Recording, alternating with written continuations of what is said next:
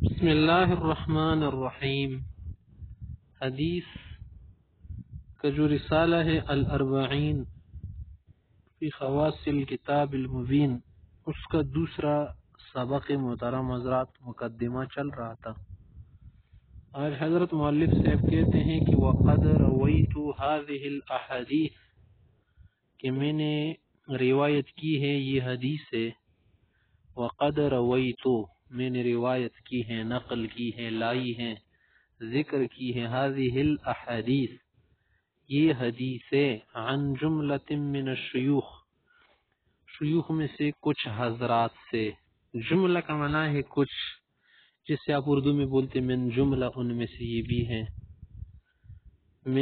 عن جملۃ من الشیوخ، کچھ شیوخ سے، الذین صحت لی الروایت عنہم، ان حضرات سے جن سے روایت کرنا میرے لیے صحیح ہے، درست ہے۔ الذین منا وہ شیوخ، وہ علماء، صحت صحیح ہے، صحیح ٹھہرا، لی میرے لیے، الروایت عنہم ان سے روایت کرنا، وعلت اسانیدہم اور ان کی سند اعلاتی، وعلت منا اعلاتی، علا منا بلند ہونا، وعلت اعلاتی اسانیدہم ان کی سند، یعنی ان کی سرٹیفکیٹس ہائی کوالٹی کی تھی، ہائی سرٹیفکیٹ والے شیوخ سے میں نے روایت کی ہے۔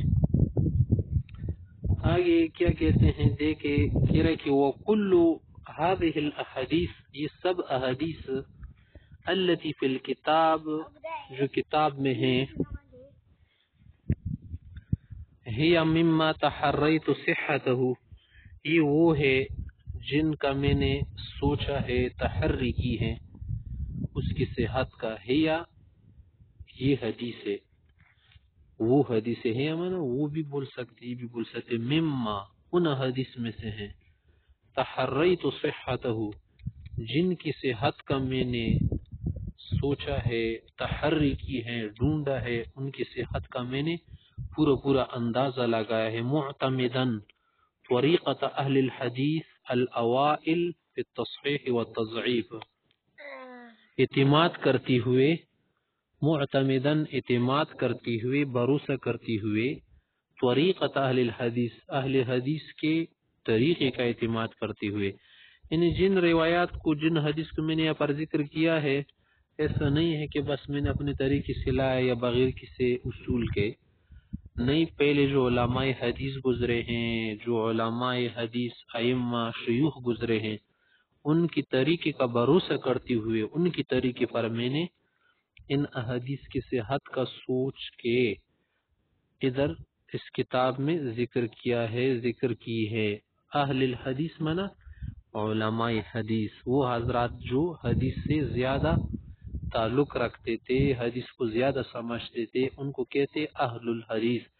الاوائل منا پہلے والے، متقدمین متاخرین علماء، فی التصحیح والتضعیف کی صحیح حدیث کو اور ضعیف حدیث کو سمجھنا، یا حدیث کو ضعیف لانا، یا ضعیف کرنا، یا ضعیف قرار دینا، یا صحیح قرار دینا، ان حدیث کا، ان علماء کا میں نے یہ طریقہ کیا کر دیا، اپنے لیے آئیڈیل بنایا ہے۔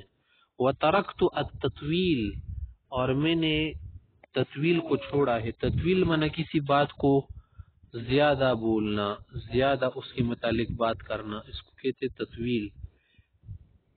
تو میں نے تطویل کو چھوڑا ہے۔ تطویل کو کیوں چھوڑا؟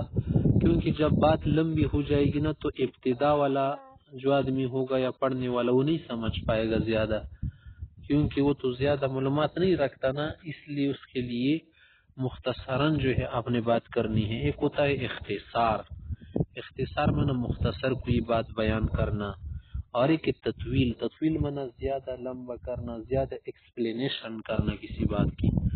پھر تخریج، تخریج میں، تخریج کا کیا معنی ہے کہ کسی حدیث کو آپ ذکر کرے چھوٹی کتاب میں، پھر اس کا حوالہ آپ لائے کہ مثلا یہ حدیث میں نے فلاں کتاب سے لی ہے، اس کا حوالہ دے دے، اس کے متعلق یہ بتائے کہ کس درجے کی ہے یہ حدیث، اس کو کہتے تخریج۔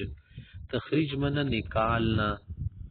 لیکون مع شرح فی کتاب آخر بعون اللہ تعالی، اس لیے میں نے اسے کیا تاکہ تشریح اس کی کسی اور کتاب میں ہو. شرح مانا تصریح، ایکسپلینیشن، وضاحت کسی اور کتاب میں. واللہ اسأل، اللہ سے میری دعا ہے، اللہ سے میں مانگتا ہوں، سوال کرتا ہوں، اینفع بہذہ الاربعین، کہ ان 40 احادیث سے نفع پہنچائے، کیونکہ نفع پہنچانے والی ذات اللہ ہے. وَأَيَكْتُبَ لَهَا الْقُبُولِ، اور اس کتاب کے لیے اللہ اپنے ہاں قبول لکھ دے، یعنی اللہ اس کو قبول فرمائے. والحمد للہ رب العالمین،